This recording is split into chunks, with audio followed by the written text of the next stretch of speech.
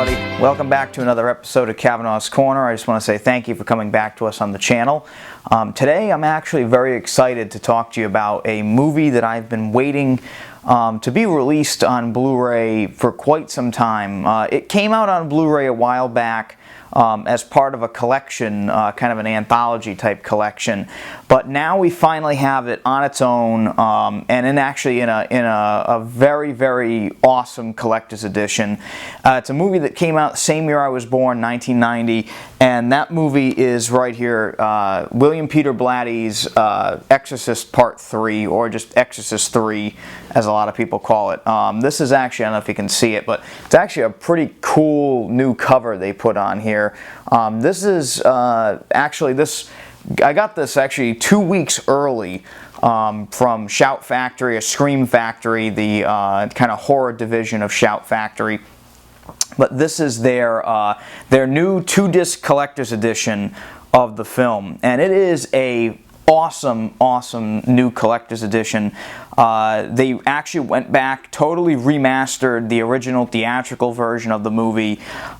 It looks absolutely outstanding. It's the best I've ever seen this movie look. They've also included a bunch of special features, some older stuff, some vintage stuff, featurettes, interviews with the cast and the crew and the director. Actually some pretty rare theatrical trailers, a lot of different stuff like that. One of my favorite things though about this release is something that I've been waiting for quite a long time, and that's this version that they released very recently. I'm talking less than 2 days ago, because again, it's not coming out for regular release in stores and on Amazon and stuff for another couple weeks. But this version actually contains the long-lost director's cut of the film. Now, the actual complete director's cut is not in existence, sadly. There is, however, a lot of things that were altered for the original film that have now been kind of cobbled together in this new director's cut of Exorcist III, which actually is retitled Legion. Now, a little background information. The director and writer of this film, William Peter Blatty, is also the author that wrote the original Exorcist novel, and also I think did the screenplay for the original film, which is, in my mind, still to this day, in my opinion, it's the scariest film ever made. I think it's one of the few horror films that has aged really well over the years, even though some of the makeup and special effects today are you know, they look a little cheesy, but still the movie itself is completely and totally horrifying, and it gave me nightmares when I was a kid, and it still kind of scares me to this day. This is the only sequel of the entire series that I consider to be kind of close to where that original film got. Exorcist II is a horrendous piece of shit, and it is just a terrible film in so many ways. And Exorcist the Beginning is not that far off. I mean, it's a little bit better than Exorcist II. It's just really overly gruesome. And the sad thing is that was done on purpose, which is really depressing. The original version of Exorcist the Beginning, directed by Paul Schrader, which is called Dominion, is slightly better, but still I'm not fond of either versions of that movie. I don't like that movie very much at all. I like where they were going with it, but sadly it's not a very compelling film. This, on the other hand, is. Now, for those of you that have not seen Exorcist III, I'm going to kind of give you a short little introduction to the film, and then after that I'm going to spoil the crap out of it, so I'm going to warn you ahead of time. Basically, Exorcist III follows George C. Scott, who plays Lieutenant Kinderman, the police officer from the original Exorcist film. And these serial killings begin, and they are very much reminiscent of a serial killer that was executed many years prior.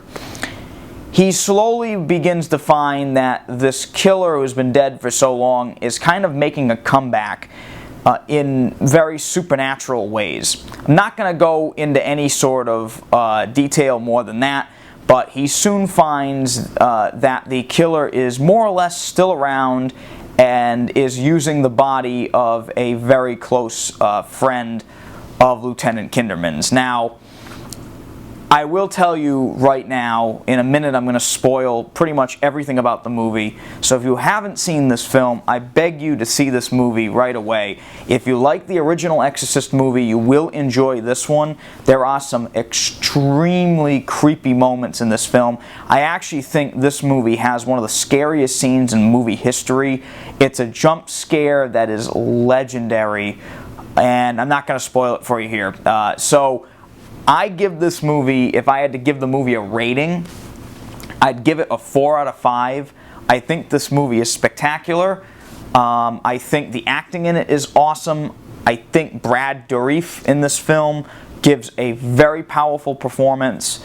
And overall, even though the movie has kind of a jilted kind of ending, the ending is kind of comes out of nowhere, and there's certain things due to the production of the film that kind of feel out of place. Again, not going to go into detail right now, but I really love this film. I think it's the only Exorcist film, except for the first one, that is actually truly horrifying, and it really does have some extremely creepy moments. So if you're looking for a very scary film, I highly recommend Exorcist III. Now that I've gotten that out of the way, we're going to really talk about really detailed stuff on this movie. So if you haven't seen this movie, turn this video off now. Thank you for joining us. Now we're going to get into some detailed spoiler stuff, okay? So anyway, Exorcist III basically finds George C. Scott discovering that the serial killer is now in the body of Father Karras from the original film. And he is basically using this body and switching in and out of this body with other old demented people in this hospital to continue killing people, okay? And that's kind of the big twist of the film. Now, there is some stuff that I love to talk about with this film, and it's the production of the film. And actually, this second disc of this film that also contains the director's cut also has a lot of stuff about the original film and how it was very different from the theatrical version that we got when it first came out. In essence, the movie was done, it was finished, they brought it to the studio, previewed it, and the people that had seen the movie at first, their initial reaction was, where the hell is the exorcism? There's no exorcism in this movie. How is it it's an Exorcist movie with no exorcism? What's going on? And the reason for that is William Peter Blatty's novel that he based this movie on is not called Exorcist III, it's called Legion. And it's called that because in the Bible, there's a story of Jesus confronting a possessed man who is possessed by many people, and the line straight out of the book is, the man said, "We are legion because I am many," or "I am legion because we are many," or something along those lines. And there is basically a guy, it's full of all these different demons and spirits. And it makes sense in the context of the film to not have an exorcism because there is no reason for it. The original film, Brad Dourif, who plays the serial killer in the original version that we got, the theatrical version I should say, in the original cut, he plays Father Karras. The only difference is Father Karras is in the body of Father Karras is also being possessed by the serial killer. So in the original cut, Brad Dourif is both Father Karras and the serial killer. And the director's cut restores all the original scenes where in the theatrical version he is replaced by actor Jason Miller, who played Father Karras from the original film. Now, to make a long story short, the movie was heavily reshot, and they actually reinserted a lot of scenes with Jason Miller into the theatrical version. So the theatrical version, it's Father Karras, Jason Miller playing Father Karras, and then every now and then they'll put Brad Dourif in as the killer. So it's kind of interesting how they redid that. Now, in the original version, Jason Miller is nowhere to be found. The priest character that shows up out of nowhere in the theatrical version is, again, nowhere to be found. And it makes sense. It makes sense that they would not include those characters, or those actors, I should say, because there's no need for them. I also think it's interesting to note that in that director's cut, you do not have the really over-the-top manic performance that Brad Dourif gives in the theatrical version. He gives a much more subdued, kind of psychological performance in the original scenes that were shot. In the wake of the first showing of the film, the preview screenings, I should say, of the film, they went back and not only did they film all of Brad Dourif's scenes with Jason Miller, they reshot all of Brad Dourif's scenes as well with Brad. Brad, if you don't know, is also the voice of Chucky. That's what he's most famous for. He is a very, very good actor, a very dynamic actor. I love him. And his interviews that are in the special features of this disc are just absolutely awesome. I love hearing the man speak about his time during the film and just how he doesn't like to watch himself act. He doesn't think he's a good actor. I can tell you, Brad, if you're watching this, you really should watch your stuff. You are phenomenal, and this is, I think, one of your best performances, if not your best performance. I love this. I love you in this movie. No matter what version you watch, I think he's great. Very powerful stuff. But anyway, they reshot a lot of the movie, and they also added in that priest character, so you get this exorcism at the end of the movie that is kind of out of left field. It kind of comes out of nowhere. However, that exorcism that kind of comes out of left field really does give the movie a very strong finale. And I think that's the biggest problem with the director's cut of this movie, is that you don't have any sort of confrontation at the end of the film. George C. Scott literally walks into the cell where Brad Dourif is, and he literally just shoots him, and that's the end of the movie. And as much as I love the finale of the original film, it really felt like there was something missing. I wish they kind of did something more with this director's cut. I did not like the fact that there was no kind of face-off. The theatrical version, even though the exorcism is really, I mean, it's really not necessary, it does give the movie some kind of face-off at the end. It does kind of build up drama, whereas the other one is just this flat, you know, just 2-second ending, and it really doesn't do anything for the movie. It actually brings the whole movie down, in my opinion. And I love the stuff earlier. I love the earlier stuff that they added back in. I love the original footage. I love the fact that Jason Miller is nowhere to be found. I really like that. I like the fact that they restored the original performance that Brad gave, and I mean, everything up until the ending was great. I really liked the fact that they showed that the old lady that goes to George C. Scott's house and tries to kill his daughter, the reason why she stops is because I think she loses. I think it's something to do with the fact that Father Karras, it kind of causes that to stop.